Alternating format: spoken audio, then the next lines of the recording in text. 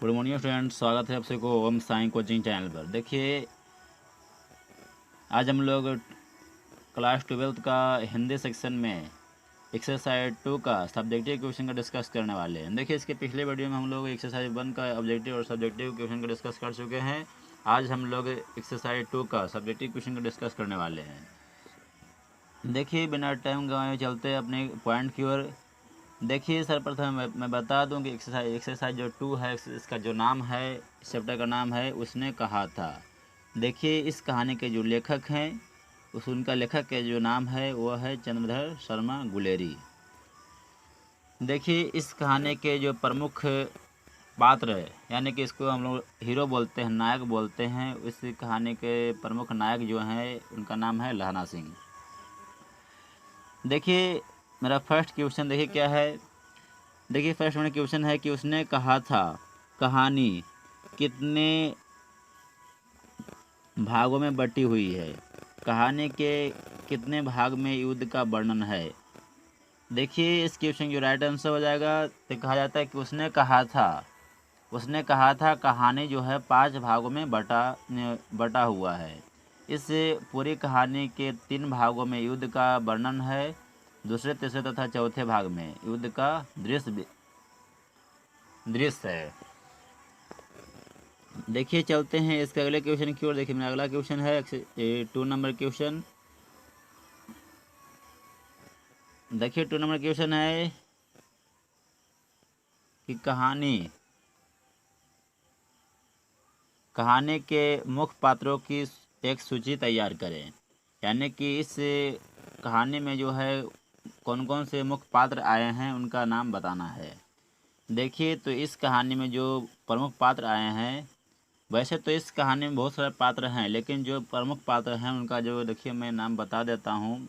पहला का नाम है लहना सिंह, दूसरा भी सूबेदार, तीसरा सूबेदारनी, चौथा बोधा सिंह, पाँचवा अंतर सिंह, छठा महासिंह, सातवां बजरा सिंह और सातवां से यादी लिखिए। छोड़िए, इसके बाद और भी नाम हो सकता है, लेकिन ये इतना प्रमुख पात्र का नाम जो था, पात्र का नाम था।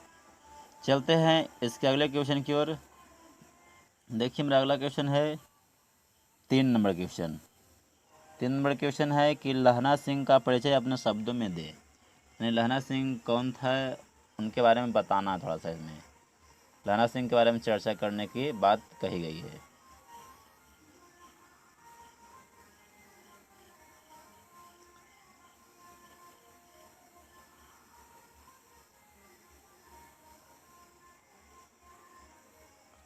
देखिए, कहता है लहना सिंह एक वीर सिपाही थे। ये बात है। वह इस कहानी के प्रमुख पात्र एवं नायक भी हैं। लेखक ने कहानी में उसके चरित्र को पूरी तरह से उभारा है। कहानी में चरित्र की निम्नलिखित व्यवस्था उभर कर सामने आई है। देखिए, कहा जाता है कि लहना सिंह एक सच्चा प्रेमी थे।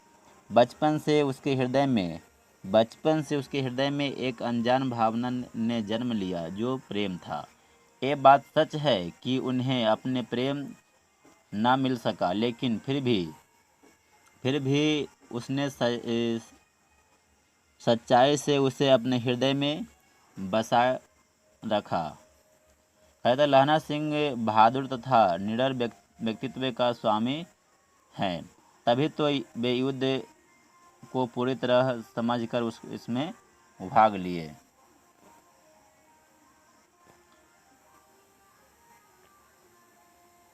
देखिए, इसके आगे है कि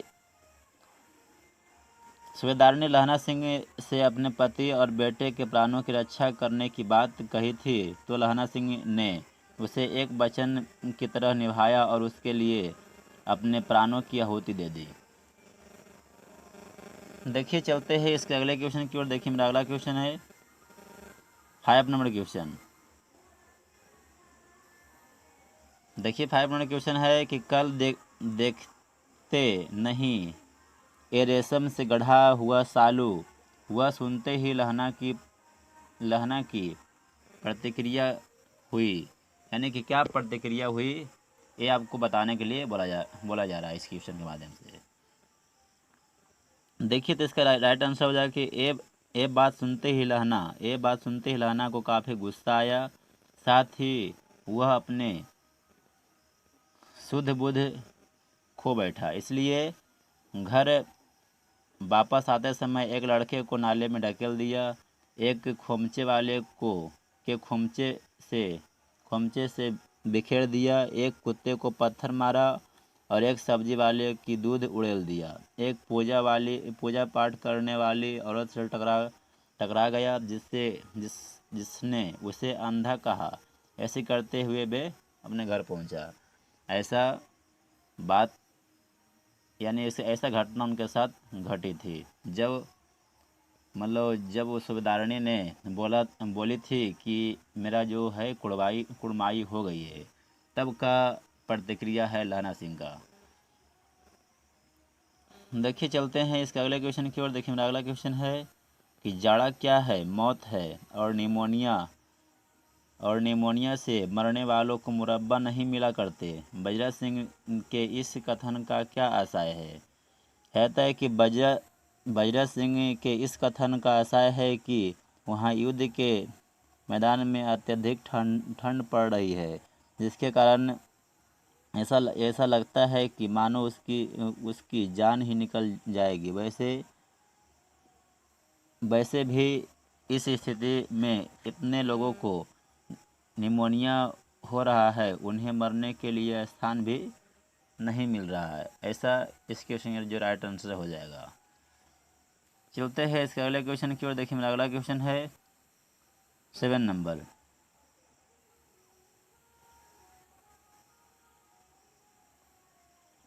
देखिए 7 नंबर क्वेश्चन है कि कहती है तुम राजा हो, मेरे मुल्क को बचाने आए हो। बजरा के इस कथन में किसकी ओर संकेत करती है? तो कहती है तुम राजा हो, मेरे को बचाने आए हो। बजरा के इस कथन में फ्रांस की मेम की ओर संकेत करता है। यानी कि जो बजरा का जो यह कथन है, फ्रांस की मेम की ओर क्या करता है? संकेत करता है। इसलिए इसके राइट आंसर यही हो जाएगा।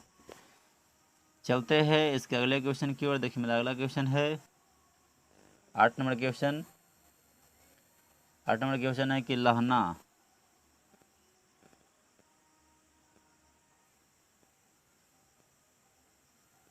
देखिए 8 नंबर क्वेश्चन है कि लहना सिंह के गांव में आया तुर्की मौलवी क्या कहता है? यानी कि लहना सिंह के गांव में एक तुर्की मौलवी आया था, वह क्या कहता था उसका दृश्य इसमें बताना है।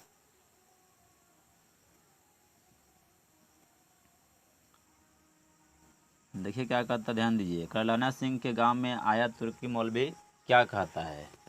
कहता है कि लहना के गांव में आया तुर्की मौलवी कहता था कि जर्मनी वाले बड़े पंडित हैं, वेद पढ़ विमान चलाने की विद्या जान गए हैं। मंडी में बनियों को कह बहकाता था कि डाक खाने से रुपये निकाल लीजिए, सरकार का राज जाने वाला है। ऐसा लहना सिंह के जो गांव में तुर्की मौलवी आया था, वो कहा करता था। चलते हैं इसके अगले क्वेश्चन की ओर। देखिए मेरा अगला क्वेश्चन है 9 नंबर क्वेश्चन।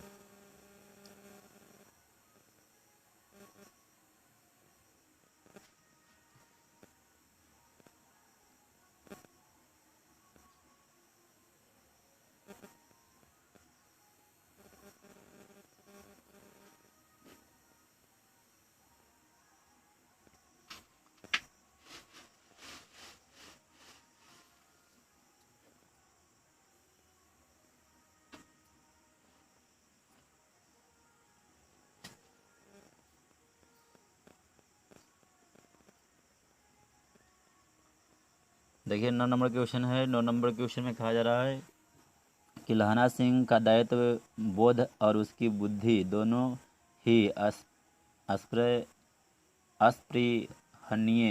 है। इस कथन की पुष्टि करें। देखिए यानी कि लहना सिंह का जो दायित्व का जो बोध था, उनकी बुद्धि दोनों क्या सराहनीय था। यह कथन की पुष्टि करेगी। कैसे सराहनीय था इसके बारे में बताना आपको है। देखिए कहता है कि ये सत्य है कि लहना सिंह का दायित्व बोध और उसकी बुद्धि दोनों ही अस्पृहनीय है। सही बात है। लहना सिंह ने जिस तरह अपना दायित्व निभाया वो सच में काबिले तारीफ है, क्योंकि सूबेदारनी ने अपना आंचल पसारकर अपने पति और बेटे की जान बचाने की भीख मांगी थी। लहना से और बहादुर तथा वीर लहना ने अपनी जान का परवाह न करते हुए उन दोनों की जान बचाई थी। इतना ही नहीं, लहना ने जमादार पद का दायित्व भी बड़ी बखूबी से निभाया था। लहना सिंह की बुद्धिमानी भी तारीफ करने योग्य है, क्योंकि नकली रूप में आए पलटन साहब ने सोचा कि मैं लहना के फौज में शामिल होकर लहना की फौज को ही बम से उड़ा दूं, लेकिन लहना की चालाकी और बुद्धिमानी ने लपटन साहब को दबोच लिया। इस प्रकार से बहुत बुद्धिमानी से ये जंग जीते थे। यानी कि लहना सिंह जो थे बहुत बुद्धिमान सिपाही भी थे, ये तो आपको मानना पड़ेगा। चलते हैं इसके अगले क्वेश्चन के। 10 नंबर क्वेश्चन देखिए क्या कह रहा है। देखिए 10 नंबर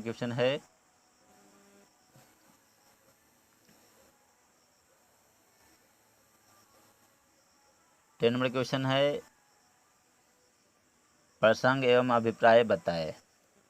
कहता है कि मृत्यु के कुछ समय पहले स्मृति बहुत साफ हो जाती है। जन्म भर की घटनाएं एक एक करके सामने आती है। सारे दृश्य एक के रंग साफ होते हैं। समय की धुंध बिल्कुल उन पर से हट जाती है। देखिए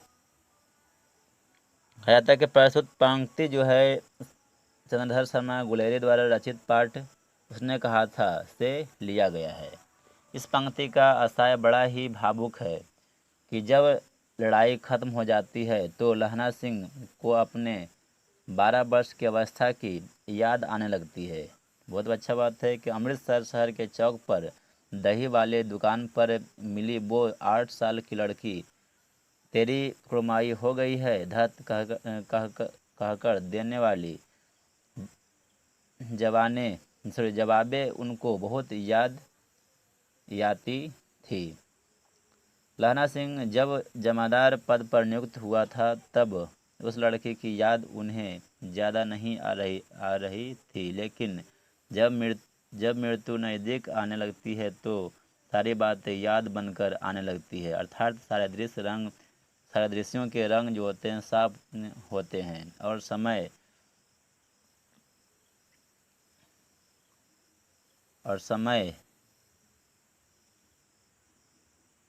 समय की धुंध बिल्कुल उन पर से हट जाता है। इसलिए कहा जाता है कि जब कोई व्यक्ति का मृत्यु होने लगता है तब मृत्यु के समय जो होता है उसकी जो स्मृति होता है वह पूरा साफ हो जाता है, यानी कि उसका अंतर्मन के जो पट जो होता है पूरा साफ हो जाता है।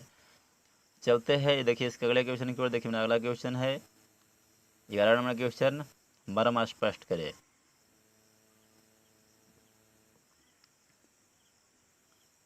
कहता है कि मर्म ध्यान कर अब के हाड़ में यह आम खूब फलेगा।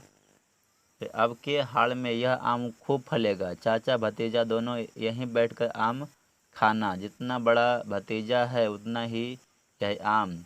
जिस महीने उनका जन्म हुआ था वही महीने में मैंने इसे लगाया है। तो यह पंक्ति जो है चंद्रधर शर्मा गुलेरी द्वारा रचित उसने कहा था से लिया गया है। इसमें लहना सिंह बुरी तरह जख्मी है। उनका अंतिम समय निकट आ चुकी है। प्रतीत हो रहा है कि ऐसी अवस्था में वो अतीत और भविष्य की स्मृतियों में उलझा हुआ है। कभी उसे अतीत की घटनाएं याद आती है तो कभी भविष्य की कल्पनाएं उसे झकझोर जाती है। ऐसी ही एक कल्पना करते हुए वह बजरा सिंह से कहता है कि इस बार इस बार आषाढ़ के महीने में यह आम खूब फलेगा। तुम और तुम्हारा भतीजा बैठकर खूब आम खाना। यह आम का पेड़ मैंने उसी महीने लगाया था जिस महीने मेरे भतीजे का जन्म हुआ था। यह आम का पेड़ मेरे भतीजे के बराबर है। देखिए इसका राइट आंसर यही होगा। चलते हैं इसके अगले क्वेश्चन की ओर। देखिए इसके आगे जो है और क्वेश्चन तो नहीं है, देखते थोड़ा चेक। देखिए ख नंबर क्वेश्चन क्या है। देखिए ख नंबर क्वेश्चन में कहा जा रहा है कि और अब घर जाओ तो कह देना कि मुझे जो उसने कहा था वह मैंने कर दिया। यानी कि जब सूबेदार अपने बेटे के साथ घर जा रहे थे तब की बात है, तब लहना सिंह घायल थे। उसके बाद भी क्या उनसे कह रहे थे कि जब आप घर जाओ तो सूबेदारनी से कह देना कि जो उसने कही थी वो मैंने पूरा कर दिया। ऐसा लहना सिंह कहते हैं किससे, तो सूबेदार से कहते हैं। देखिए कहा जाता है कि सर्वप्रथम इसका आंसर हो जाएगा कि प्रस्तुत पंक्ति जो है चंद्रधर शर्मा गुलेरिया द्वारा रचित है, उसने कहा था से लिया गया है। तो इसके माध्यम से सूबेदारनी ने लहना को एक क्या दायित्व सौंपी थी, क्या सौंपी थी कि मेरे बेटे और पति का रक्षा कीजिएगा। जब ऐसा बोली थी तो उस दायित्व के लिए लहना सिंह ने क्या किया, तो उन दोनों की जान बचाकर उसे पूरा किया, यानी उसका वचन को पूरा किया। और फिर क्या हुआ, तब उसके बाद यानी कि उसने घायल होने के बावजूद उन्होंने उन दोनों को गाड़ियों में भेज दिया। यानी कि खुद घायल थे उसके बाद भी उन दोनों को यानी कि सूबेदार को और बोधा सिंह को उन्होंने गाड़ी में भेज दिया, लेकिन खुद गाड़ी में नहीं बैठे। समझिए कि सच्चा प्रेम क्या होता है। और खुद वहीं रह गया। जब सूबेदार अपने बेटे के साथ जाने लगे तो लहना सिंह ने उनसे कहा, यानी कि सूबेदार से कहा, उनसे कहा कि जब घर जाओ तो सूबेदारनी से कह देना कि उसने जो कही थी वो मैंने पूरा कर दिया है। ऐसा लहना सिंह ने यानी कि सूबेदार से कहते हैं। देखिए बात है सच्ची प्रेम की घटना, यानी कि सच्ची प्रेम क्या होता है उसके बारे में इस कहानी में लेखक ने बताने की प्रयास किए हैं। चलते हैं इसके अगले क्वेश्चन की ओर। देखिए मेरा अगला क्वेश्चन और लास्ट क्वेश्चन है 13 नंबर क्वेश्चन। देखिए 13 नंबर क्वेश्चन है, उसने कहा था कहानी का केंद्रीय भाव क्या है, वर्णन करें। कहा जाता है कि उसने कहा था कहानी में लेखक ने लहना सिंह के निश्चल प्रेम को दर्शाया है, यानी कि सच्चा प्रेम को दर्शाया है। लहना सिंह ने उस लड़की से बचपन में कई बार एक ही बात पूछा करते थे कि तेरी कुर्माई हो गई क्या, तो और लड़की धत कहकर दौड़कर भाग जाती थी। इससे यह साफ प्रतीत होता है कि लहना सिंह के दिल में उस लड़की के लिए प्रेम था। वाह क्या बात लिखी है। और वो प्रेम निश्चल है इसलिए था, और वह प्रेम निश्चल इसलिए था क्योंकि लहना सिंह ने उस लड़की द्वारा दिए गए वचन को अपना वचन समझकर निभाया और अपना प्राण तक की आहुति दे दिया। देखिए इसे कहता है सच्चा प्रेम, यानी कि उसके मतलब बात को पूरा करने के लिए अपना प्राण तक दे दिया। कौन, तो भाई तो लहना सिंह। इसके लिए तो सूबेदारनी के प्रेम के लिए उन्होंने अपना जान तक दे दिया और उसका वचन को पूरा किया। इसलिए तो इस कहानी का नाम रखा गया था उसने कहा था, यानी जो भी लड़की वो को बोली थी, यानी कि कौन, यानी कि सूबेदारनी जो बोली थी उसको लहना सिंह ने पूरा किया। देखिए अगर अब कोई यह क्वेश्चन का डिस्कस अगर आप लोग को अच्छा लगा तो इस चैनल को सब्सक्राइब ज़रूर करें तथा दोस्तों के साथ वीडियो ज़रूर शेयर करें। यह वीडियो देखने के लिए आप सबों को धन्यवाद।